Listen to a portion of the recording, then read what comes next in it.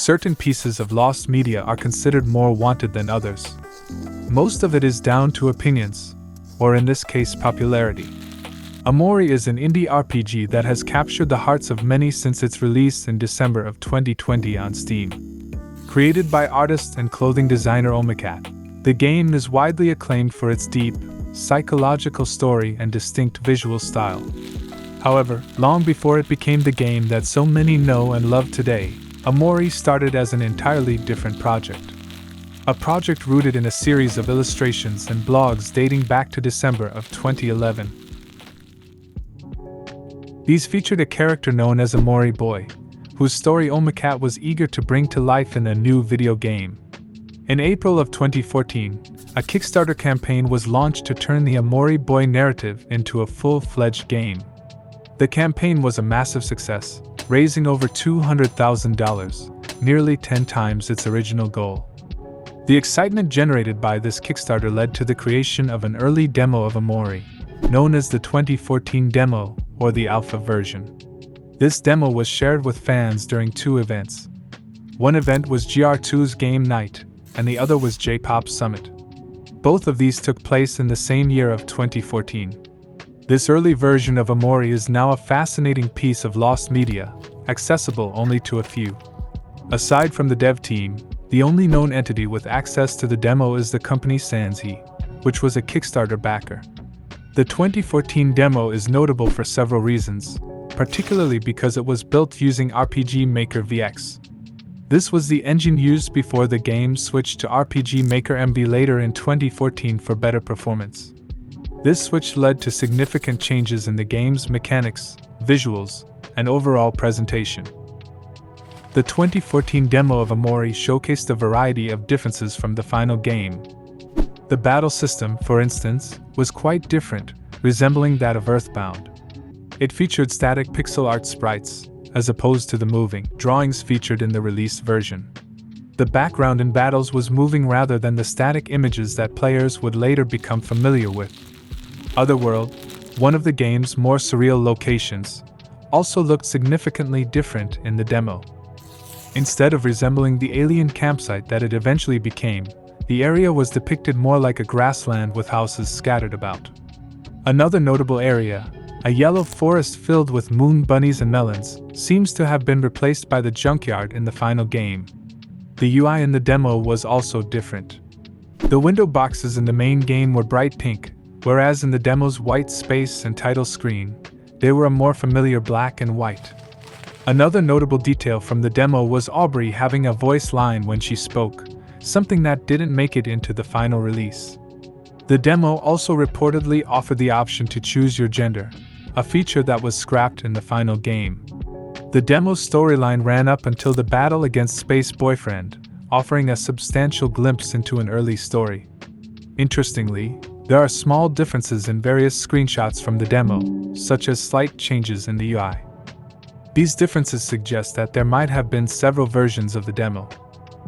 Despite the demo's unique features, it has remained elusive. The only remnants of the 2014 demo that have surfaced include music tracks and screenshots that existed on the OMORI Kickstarter page. Other information we have come from the OMORI Sound Team SoundCloud and OMORI's YouTube channel. However, some pieces of media from the demo, such as the original versions of certain tracks like You Cannot Go Back and White Space, haven't surfaced. It's also unclear who composed the currently existing and used tracks, whether it was Jamie Lynn or Pedro Silva. The lack of access to the full demo has left the OMORI community with many unanswered questions. While some people at the various events got to experience this demo of OMORI firsthand, it remains one of the most sought-after pieces of lost media. And before we go to the next piece of lost media, it would be amazing if you could take a second to subscribe and help me out. Before Scott Cawthon was known for his immensely popular animatronic series, he was already making strides in animation. Between 1999 and 2002, Cawthon created a series of direct-to-video shorts called Birdvillage. These animations centered around a group of quirky birds named Beak, Sea Bill, Stork, and Camo. Though relatively obscure, these early works provide a weird glimpse into Scott Cawthon and his work before anything Freddy related.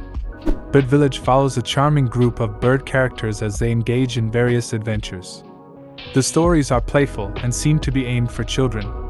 It's worth noting no elements of horror were included. The Birdvillage series included 5 known segments. The first segment, Beak's Adventure, is about 15 minutes long and has been found and preserved. The second segment, Beak's Vacation, also 15 minutes long, follows Beak on a journey to the moon and has similarly been found.